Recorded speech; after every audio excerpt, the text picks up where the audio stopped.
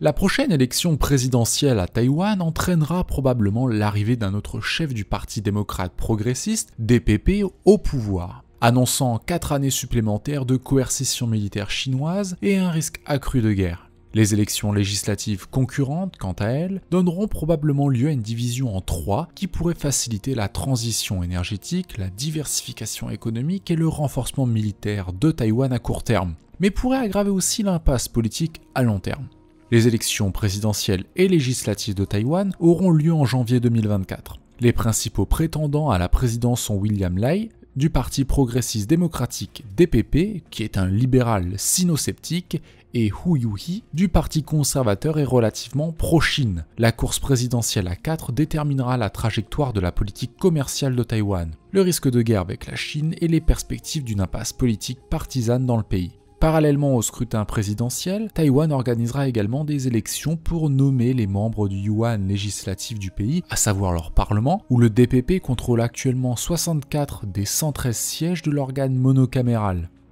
Si la géopolitique vous intéresse, nous venons de sortir notre dernier numéro de la revue numérique Terra Bellum qui porte sur l'Indo-Pacifique. La revue Terra Bellum, c'est un trimestriel d'environ 90 pages de pur contenu géopolitique avec des articles écrits par des chercheurs, des étudiants en master, des spécialistes et parfois même d'anciens acteurs de la diplomatie. N'oubliez pas que les vidéos c'est bien, mais la lecture c'est beaucoup mieux puisque cela permet souvent d'aller au fond des choses. Et c'est aussi un excellent moyen de nous soutenir en vous faisant plaisir. À la une, la politique iranienne dans l'Indo-Pacifique, rédigée par l'AMRI, une association de l'Université catholique de Lille, l'Inde qui devient le Bharat, une excellente contribution de la FDNU, les défis sur la protection de l'outre-mer français, on passe le bonjour à l'auteur en Nouvelle-Calédonie, un article sur l'or rouge, c'est-à-dire l'huile de palme et ses enjeux, et un article très original sur la construction de la nouvelle capitale indonésienne d'un contributeur urbaniste. Et bien sûr, d'autres articles sur le Vietnam, le Cambodge, la Chine, l'Australie, autant sur des thématiques économiques, sécuritaires ou encore sociétales. Pour vous procurer le dernier numéro de la revue, vous pouvez vous le procurer à l'unité ou alors prendre un abonnement à partir de ce dernier numéro. Tous les liens sont en description. Merci encore à tous pour votre fidélité et très bon visionnage. Le candidat du DPP, William Lai, est l'actuel vice-président de la présidente taïwanaise sortante, Tsai Ing-wen. Lai a présenté sa candidature comme un 3e mandat pour Tsai, qui a cherché à préserver le statu quo de Taïwan, à savoir son indépendance de facto vis-à-vis de la Chine et à diversifier les partenaires commerciaux de Taïwan en dehors de cette dernière. Lai a toujours été en tête dans la plupart des élections présidentielles taïwanaises depuis juin. Le candidat du KMT, Hu Yuhi, est l'actuel maire de New Taipei et l'ancien chef de la police de Taïwan. Hu a défini sa candidature principalement en opposition au DPP. Il qualifie Tsai et Lai du PDP de provocateurs d'un conflit avec la Chine et considère cette élection comme un choix entre la guerre ou la paix. Hu soutient la relance des négociations économiques et diplomatiques entre Taïwan et la Chine tout en continuant à renforcer la défense nationale.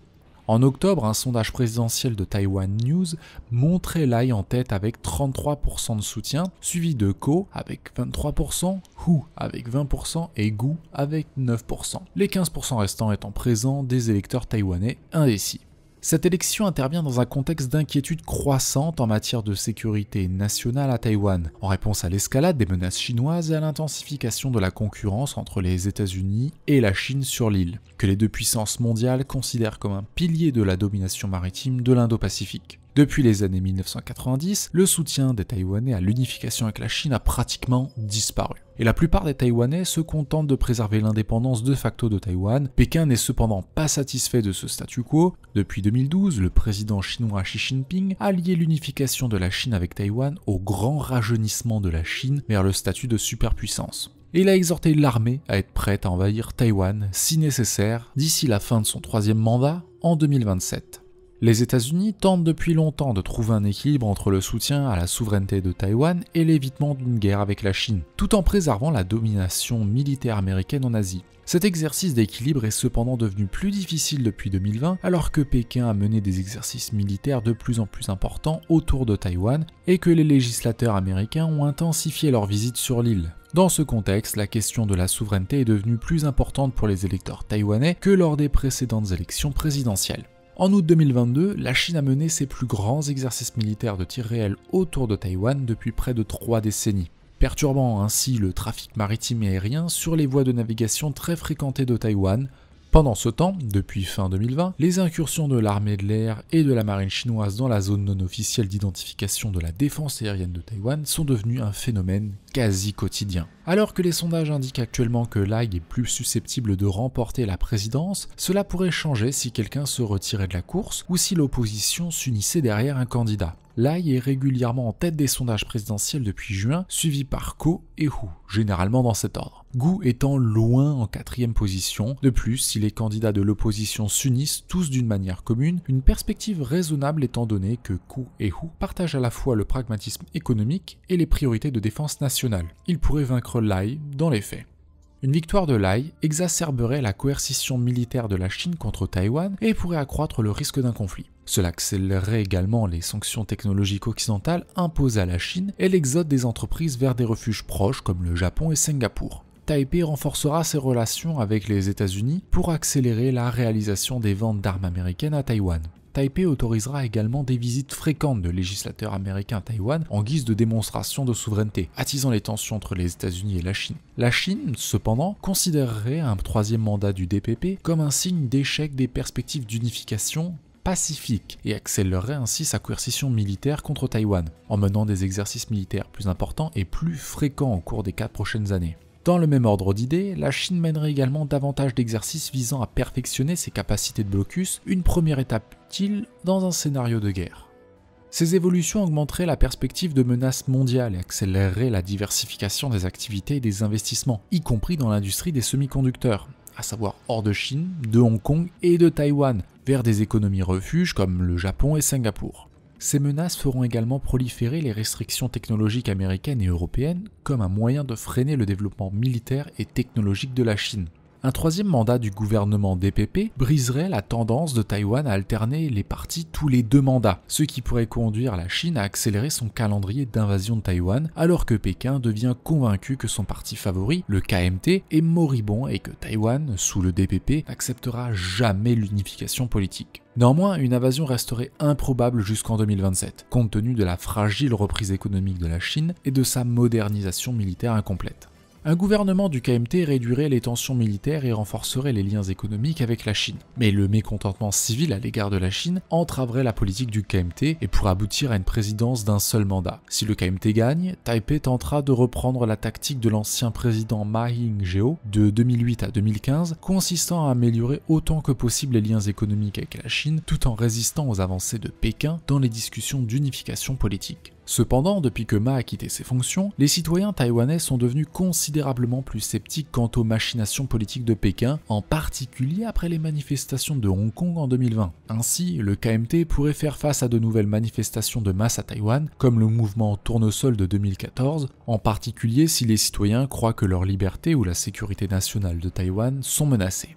Pékin réduirait les exercices militaires contre Taïwan comme un rameau d'olivier pour un gouvernement dirigé par le KMT, mais l'armée chinoise poursuivrait ses préparatifs de guerre comme moyen de dissuasion à long terme. Pékin exercerait également une coercition économique. Taipei continuerait d'accepter les armes américaines comme une nécessité pour la sécurité nationale, ce qui pourrait entraver l'amélioration des relations entre les deux rives. Mais comparé à un gouvernement du DPP, un gouvernement dirigé par le KMT accepterait moins de visites du Congrès américain à Taïwan pour éviter de provoquer Pékin. Pendant le mandat du KMT, une invasion chinoise de Taïwan serait moins probable dans la mesure où Pékin renoue avec Taipei sur les plans économiques, diplomatiques, mais ne parviendrait finalement pas à relancer les pourparlers d'unification. La difficulté d'améliorer les liens économiques avec la Chine, d'autant plus que Pékin exerce une coercition économique et militaire au niveau régional, tout en écartant les problèmes de souveraineté, le KMT ne satisferait ni sa base conservatrice, ni les centristes de Taïwan, ce qui pourrait aboutir à une présidence dirigée par le KMT pour seulement un seul mandat. Un gouvernement du TPP réduirait légèrement les tensions avec Pékin et signalerait une évolution de système biparti de Taïwan, mais un tel gouvernement serait probablement inefficace et de courte durée. Le TPP et son chef, Ko Wen-je, sont relativement nouveaux en politique, de sorte que leur programme politique intermédiaire est encore incertain. S'il était élu président, Ko aurait probablement tendance à promouvoir des politiques de défense et de souveraineté plus fortes que celles du KMT, mais renforcerait davantage les liens économiques avec la Chine que le DPP. Ko s'est également présenté comme un partisan de l'économie de marché libre, s'opposant aux efforts de Taipei pour promouvoir la diversification de la fabrication. Par exemple par le fabricant de puces TSMC, leader mondial, en dehors de Taïwan pour des raisons de sécurité nationale. Après les élections, un gouvernement de Ko aurait du mal à tenir sa promesse électorale d'améliorer les liens économiques avec la Chine tout en répondant aux préoccupations de souveraineté nationale et enfin tout en retardant de manière permanente les négociations d'unification. Quel que soit le vainqueur, à court terme, le rôle du TPP dans la politique taïwanaise facilitera les politiques pragmatiques en matière d'énergie et de défense. Mais à long terme, cela pourrait provoquer une division des partis et une impasse politique sur les questions économiques et de défense nationale. Tant que Ko Wen-je reste dans la course à la présidentielle, les élections législatives concurrentes produiront probablement une chambre fragmentée divisée entre le DPP, le KMT et le TPP. Ce dernier servant de bloc électoral et de laisse naturelle contre les conflits politiques bipartites. Cependant, un troisième bloc de partis majeurs au Parlement soumettrait davantage de politiques à des délibérations qui autrement pourraient facilement être adoptées sur une majorité de partis uniques. En outre, cette course à la présidence a déjà montré l'effet modérateur de la montée du TPP et du changement de l'opinion populaire à l'égard de la Chine sur les positions politiques bien établies du DPP et du KMT. Comme l'opposition du premier à l'énergie nucléaire et la minimisation de la menace militaire chinoise par le second. Cette modération pourrait également aider Taïwan à conclure des accords commerciaux avec le Royaume-Uni et les États-Unis en affaiblissant la capacité des partis protectionnistes comme les agriculteurs et les électeurs âgés. Mais si le succès législatif du TPP encouragerait les partis dissidents du KMT et du DPP, ce qui était courant lors des élections précédentes, la modération politique pourrait céder la place à une impasse politique et à l'élaboration de politiques au plus petit dénominateur commun, ralentissant les efforts de Taipei pour diversifier ses partenaires économiques et accélérer sa modernisation militaire dans le futur face à une menace d'invasion chinoise. Merci beaucoup d'avoir regardé cette vidéo. En 2023, vous êtes plus de 66% à regarder nos vidéos sans être abonné. En vous abonnant et en mettant un j'aime, cela aide YouTube à comprendre que vous appréciez ce contenu et vous permet d'être notifié des prochaines mises en ligne. De même, suivez-nous sur nos réseaux sociaux pour du contenu régulier ou encore achetez le dernier numéro de la revue. Merci et à la prochaine.